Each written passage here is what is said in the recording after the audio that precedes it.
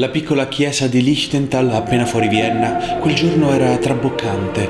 La parrocchia festeggiava il suo centenario. Il coro era schierato, i musicisti erano intenti a suonare. Il direttore Michel Holzer, per quell'occasione, aveva commissionato una messa a un giovane compositore del luogo, di appena 18 anni, Franz Peter Schubert. Franz aveva preparato una messa in fa maggiore. In prima fila c'era la sua famiglia e il suo vecchio maestro di musica, Antonio Salieri. Schubert diresse e fece a tutti un'ottima impressione, ma nessuno sfuggì il gioco di sguardi tra lui e la giovane solista, un soprano del coro della chiesa.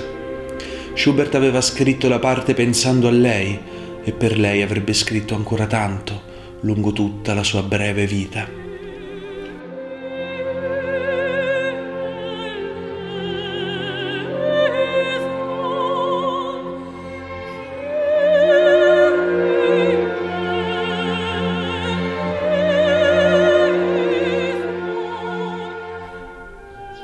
Si chiamava Teresa Grob. I due fin da bambini avevano frequentato la stessa chiesa. Si erano conosciuti che lui aveva 17 anni e lei 16. Lei veniva dall'agiata borghesia viennese, i suoi avevano una manifattura tessile. Franz veniva dalle case popolari. 14 fratelli in un bilocale a Himmelpfortgrund.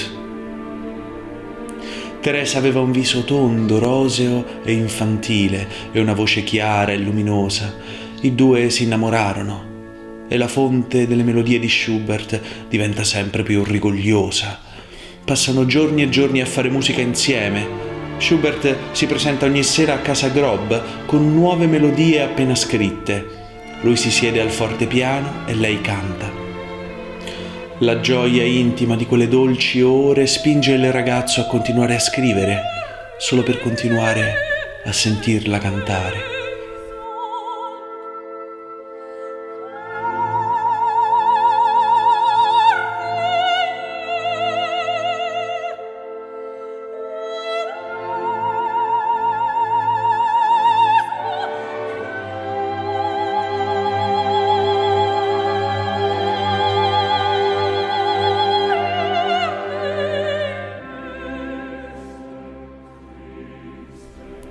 Il giovane Franz raccoglierà tutti questi brani in un quaderno e lo donerà alla ragazza.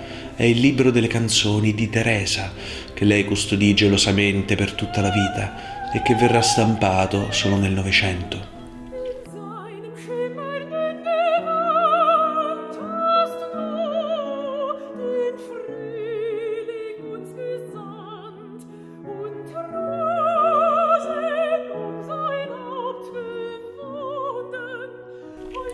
L'amore di Schubert diventa ossessione. Scrive per lei il lied Margherita all'arcolaio. I Grob si occupavano di tessuti. La musica descrive la ruota dell'arcolaio che gira senza sosta, ma quando inizia il canto la descrizione oggettiva diventa la realtà soggettiva del poeta e l'arcolaio diventa metafora dell'ossessione amorosa, del pensiero circolare.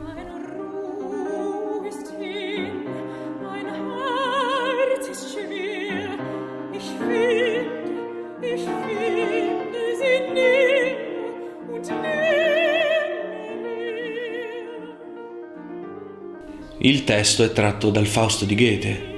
Margherita canta il suo amore per Faust e non mancano momenti di intensa sensualità.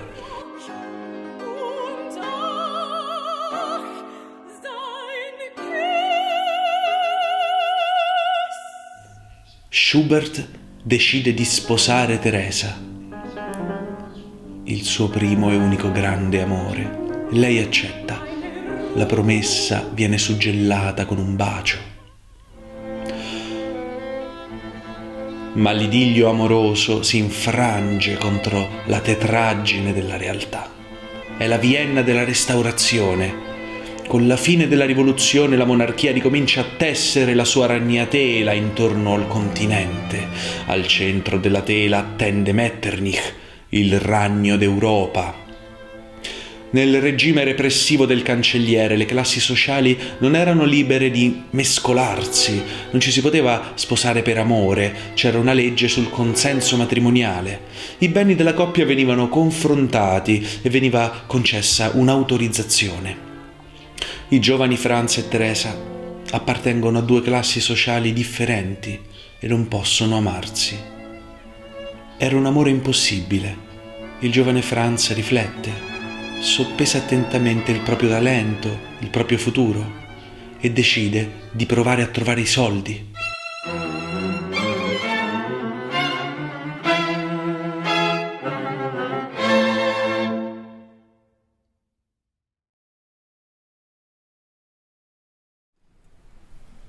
Sulla Gazzetta di Vienna compare un bando di concorso per un posto da insegnante di musica nella scuola di Leimbach.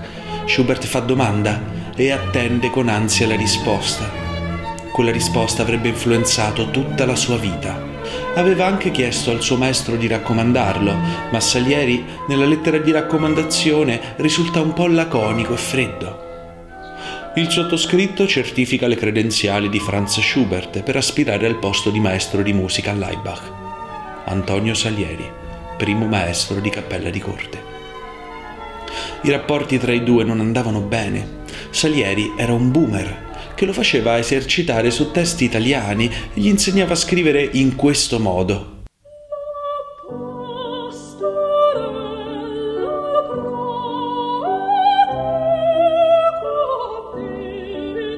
Ma Schubert, una volta a casa, scriveva in quest'altro modo.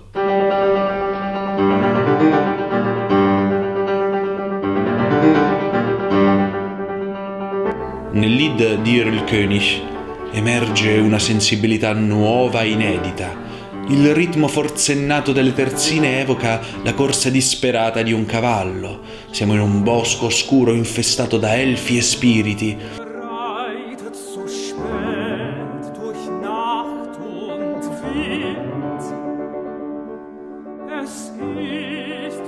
Come in Margherita all'Arcolaio, la soggettività dell'artista straborda sul dato reale, sulla rappresentazione oggettiva. E il trotto del cavallo diventa uno stato d'animo, una condizione esistenziale, un tormento violento e persistente.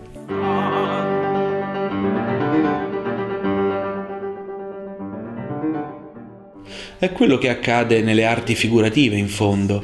I paesaggi di Caspar David Friedrich non sono oggettivi, ma rappresentazioni di uno stato dell'animo o di un pensiero filosofico.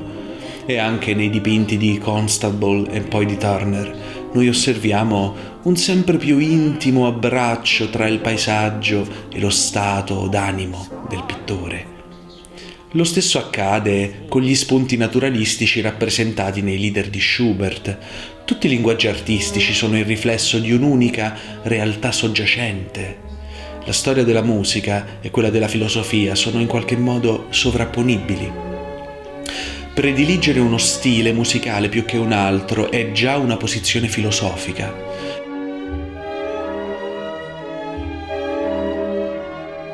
La scuola di musica di Leimbach risponde: Franz Schubert è stato rifiutato. Il posto viene assegnato a un altro musicista, di cui non è importante ricordare il nome. Ma Schubert non si arrende, vuole sposare Teresa. Invia all'editore Artaria di Vienna alcuni quartetti d'archi e li firma Franz Schubert, allievo del signor Salieri. Ma riceve come risposta un sintetico «Non accettiamo lavori di allievi». I suoi amici lo spingono a tentare ancora, compila una raccolta di lieder su testo di Goethe e li invia al poeta stesso, chiedendo il suo beneplacito, con una lunga lettera. Ma nessuno risponde. Schubert è troppo giovane per il suo genio e non viene preso sul serio da una società su cui regna il torpore intellettuale dell'omologazione. Schubert, disperato, invia l'Erlkönig all'editore Breitkopf und Härtel e di nuovo non riceve risposta. Schubert e i suoi amici sono confusi. Ma noi oggi sappiamo com'è andata davvero. L'editore rispose, ma a un altro compositore omonimo, il sassone François Schubert. il quale riscrisse indignato. La terrò informata con la speranza di venire a conoscenza di chi ha spedito un simile pasticcio e di chi ha abusato del mio nome.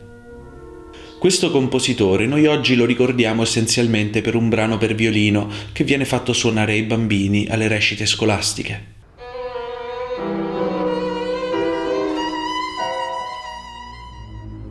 Passa un anno e Schubert non può ancora ottenere il permesso del cancelliere per sposare Teresa. Ci sono ancora echi classici in Schubert, ma tutto nel suo percorso di vita è già profondamente romantico.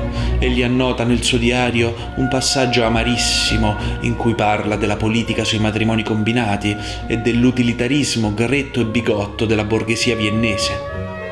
Fortunato chi trova un vero amico, ancora più fortunato chi trova una vera amica nella propria moglie.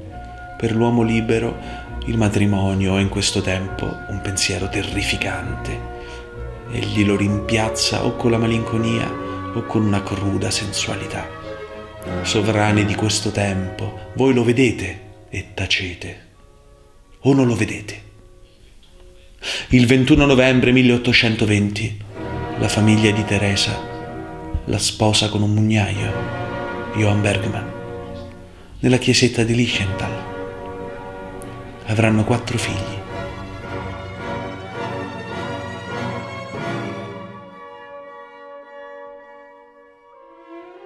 Nel ciclo La bella mugnaia, un garzone si innamora della bella figlia nel mugnaio, molto al di sopra del suo ceto sociale, e a un certo punto pensa di poterla avere.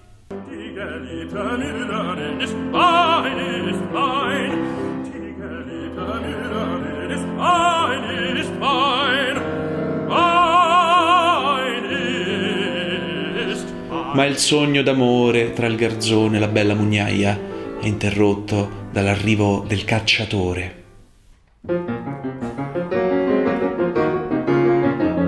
Was sucht denn der Jäger am Mühlbach hier? Ein trotziger Jäger in deinem Revier. Hier gibt es kein Wild zu jagen für dich. Hier wohnt nur ein Rehlein, ein Zahmes für mich. La mugnaia sposa il cacciatore e il giovane garzone fissa le acque profonde del fiume che lo lusingano con una dolce ninna-nanna di morte. Gute Ruh, tu die Augen zu. Gute Ruh, tu die Augen zu. Wandre du müde, du bist zu Haus. Schubert morirà pochi anni dopo, a 31 anni, e per tutto il resto della sua vita non ebbe nessuna compagna. Tutti si chiedevano il perché, ma lui non rispondeva. Solo molti anni dopo leggeremo le sue parole in una lettera. C'è stata una che ho amato ardentemente ed ero ricambiato. Una volta cantò come soprano solista in una messa che avevo composto. Cantò con maestria e profondo sentimento. Non era bella per via del vaiolo, ma era buona, profondamente buona.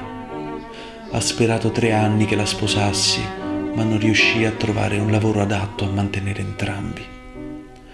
In seguito sposò un altro, obbedendo al desiderio dei genitori, e ne fui molto addolorato.